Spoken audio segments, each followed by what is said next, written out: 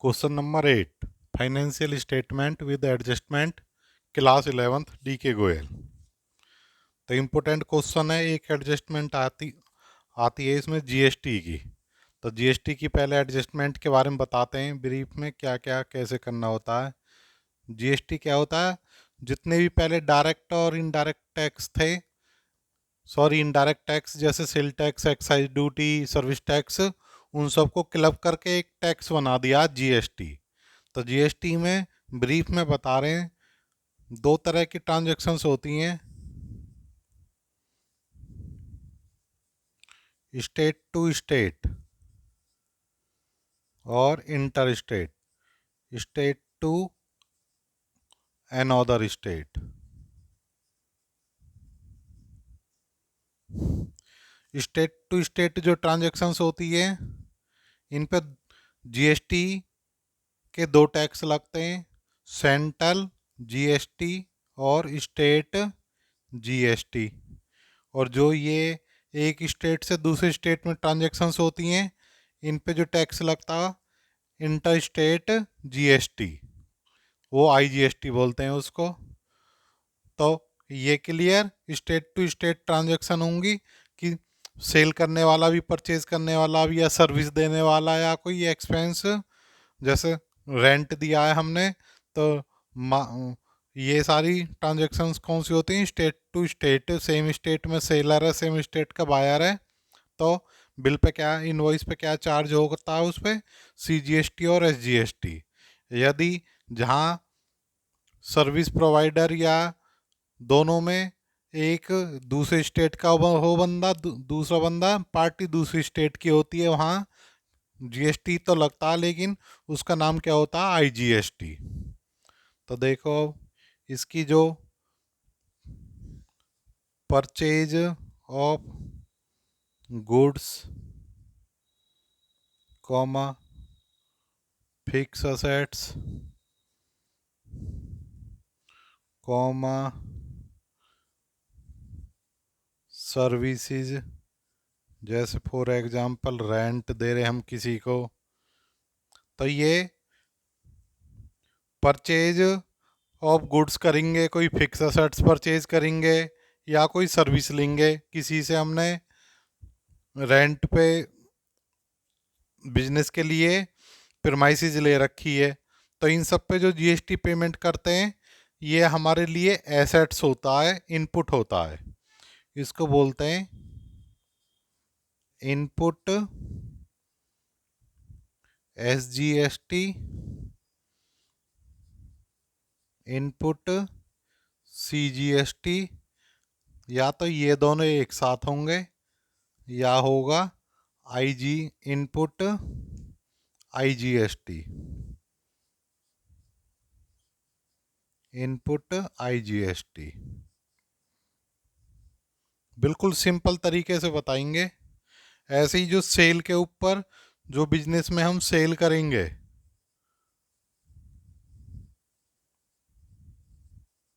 Cell of goods, उस पे यदि जो परचेज कर रहा है वो सेम स्टेट का है, तो आउटपुट सीजीएसटी, आउटपुट एसजीएसटी होगा, या आउटपुट आईजीएसटी होगा। तो सेल पे 1 लाख रुपए की सेल की, 18% जीएसटी है, तो हमें जो बिल देना पड़ेगा 1 लाख का, हमारी जो हमें मिलेगा, प्लस में 18,000 जो गवर्नमेंट को जीएसटी किसके पास देनी होती है? हमें, गवर्नमेंट को। तो जो 18,000 रुपये वो हम कलेक्ट करते हैं किससे?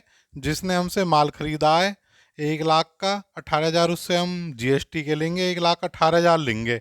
सेल में हमारी में 1 लाख आएगा, 18,000 की लाइबिलिटी, क्योंकि ये पैसा हमें गवर्नमेंट को देना होता है, इसलिए जो आउटपुट वाला हिस्सा होता है ये इसका क्रेडिट बैलेंस होता है, और ये क्या होती है? लाइबिलिटी। जो हम परचेज पे कोई भी टैक्स की पेमेंट करी है, वो इनपुट होता है, ये डेबिट बैलेंस होता है, एंट्री में हमेशा डेबिट होगा, और ये होता है हमारे लिए एसेट्स। अब मान लो 50,000 की गुड्स हमने खरीदी, उस पर जीएसटी दे दिया 12%, हमने परचेज करी हमने 50,000 की गुड्स, और जीएसटी उस पर दे दिया हमने 12%, 6,000। समझना पॉइंट को। अब इन गुड्स को हमने 50,000 अपना मार्जिन लगा के सेल कर दिया आगे 80,000 रुपये में, तो 12% टैक्स जो हमसे खरीदेगा हम उससे लेंगे टैक्स। ये हमने दिया है 6,000 का, जिससे हमने परचेज किया था, तो इसलिए ये हो गया हमारा इनपुट। और वो 50,000 का माल हम 80,000 में सेल कर रहे हैं, तो 12×8 = 9,600 रुपये आउटपुट। अब ये टैक्स का सिस्टम क्या होता है, गवर्नमेंट को बार बार टैक्स नहीं मिलेगा एक ही गुड्स पे, कि ये हमने 12% दे दिया तो ये 6,000 रुपये हमने गवर्नमेंट को दे दिए, फिर 80 वही माल हमने दोबारा बेच दिया, तो 9,600 रुपये दोबारा से गवर्नमेंट को देने हैं। तो इसलिए जो लास्ट में जीएसटी होता है, जब तक माल फाइनल कंज्यूमर तक नहीं पहुंच जाता, वो पैसा गवर्नमेंट को जाता है। उससे जो पहले जहां भी जितनी बार भी जीएसटी दिया होता है, वो उसमें से लेस होता चला जाता है। फॉर एग्जाम्पल, हमने 9,600 रुपये इनपुट में पड़े, हमने किसी को दिए, जब 50,000 का माल खरीदा था हमने, उसको 56,000 रुपये दिए हमने, तो 6,000 रुपये वो गवर्नमेंट को देगा। तो 6,000 गवर्नमेंट को पहुंच चुके हैं 9,600 में से, जाने कितने थे 9,600, तो 3,600 रुपये नेट लाइबिलिटी आ जाएगी हमारी, जो गवर्नमेंट को देनी है, क्योंकि 6,000 का टैक्स तो हम ऑलरेडी दे चुके हैं गवर्नमेंट को। उसी गुड्स पे बार बार टैक्स नहीं दिया जाता, वो डबल टैक्सेशन हो जाता है। तो इसलिए जो आउटपुट की लाइबिलिटी होती है, उसमें से इनपुट लेस कर दो। ये प्लस माइनस दोनों केस हो सकते हैं, क्योंकि हो सकता है कि परचेज बहुत ज़्यादा है तो इनपुट का बैलेंस बहुत ज़्यादा है हमारे पास, और सेल कम हुई है तो आउटपुट का टैक्स कम होगा। तो इस केस में क्या करना है, रट्टा नहीं मारना। तो क्योंकि रेगुलर बेस पे बिजनेस में परचेज भी होती रहती है और सेल भी होती रहती है, तो इनका सबका एक ही लेजर बनता है, चाहे वो परचेज के ऊपर इनपुट है, चाहे फिक्स एसेट्स के ऊपर इनपुट टैक्स है, या हमने रेंट की पेमेंट करी है, तो सबका इनपुट इकट्ठा होता रहता है। ऐसे ही जो सेल होती हैं या पुरानी एसेट्स सेल हो जाती हैं, या हमने अपना प्रेमाइसिस में से कुछ हिस्सा रेंट पर दे रखा, उस पर जीएसटी कलेक्ट किया है हमने, तो जो भी हमें गवर्नमेंट को देना है उसके लिए एक लेजर बनाते हैं हम आउटपुट। और एंड में क्या देखेंगे, केवल यदि दोनों चीजें बैलेंस शीट में आने, आउटपुट और इनपुट, यदि आउटपुट का बैलेंस ज्यादा है तो क्रेडिट साइड में आउटपुट लिख के उसमें से इनपुट माइनस कर देंगे। यदि बैलेंस शीट में हम क्या देखेंगे ट्रायल में, आउटपुट का बैलेंस ज्यादा है तो वो लिख के इनपुट जो डेबिट होना था वो माइनस कर देंगे।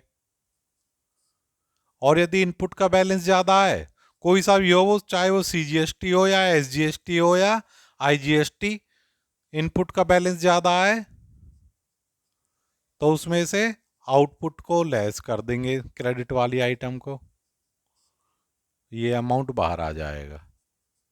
तो ये जीएसटी हो गया। एक पॉइंट और है, यदि कोई ऐसी एडजस्टमेंट है जिस पर जीएसटी चार्ज होना है, जैसे मान लो रेंट देते हैं हमने 2 महीने किराया नहीं दिया 10,000 रुपये, या मार्च का किराया नहीं दिया 10,000, उस पर 6% टैक्स जीएसटी देना होता है, तो वो क्या करेंगे, रेंट 10,000 का है, 6,000 6% जो टैक्स है 600 रुपये, वो लाइबिलिटी वो हम पेमेंट करेंगे, तो वो हमारे लिए इनपुट है, उसको इनपुट के बैलेंस में ऐड कर देंगे। जो भी हम क्वेश्चन करेंगे उसमें ये एडजस्टमेंट आएगी जिस पे जीएसटी भी हमें एप्लीकेबल करना है। और जो भी इनकम या खर्चा प्रीपेड होता है, कि किराया हमने 13 महीने का दे दिया, एडवांस दे दिया, तो जब भी किराया पेमेंट करनी होती है तो विद जीएसटी होती है, तो इसका मतलब उस पर केवल किराए की एडजस्टमेंट करनी है। जो जीएसटी का अमाउंट है वो तो ऑलरेडी हम इनपुट में ले चुके हैं। तो इसलिए जो एडवांस एक्सपेंस हो या एडवांस इनकम रिसीव हुई हो जीएसटी वाली, तो उन पे कोई एडजस्टमेंट पे जीएसटी का कोई एंट्री वेंट्री नहीं करनी है। उसका जीएसटी का हिसाब ऑलरेडी हम कर चुके हैं। केवल जो आउटस्टैंडिंग कोई इनकम मिलनी है हमें या आउटस्टैंडिंग एक्सपेंस हमें देना है, वो भी जीएसटी वाला। हर खर्चे पे जीएसटी नहीं लगती, जैसे सैलरी वेजिस, इन पर कोई जीएसटी नहीं होती है। तो केवल एडजस्टमेंट पे यदि कोई पेमेंट करनी है, पेमेंट रिसीव होनी है जीएसटी वाली, तो उस पर जीएसटी का इफेक्ट लेंगे, जो इस क्वेश्चन नंबर 8 में आएगा। तो अभी स्टार्ट करते हैं क्वेश्चन नंबर 8। तो ये एडजस्टमेंट क्लियर हो गई होगी।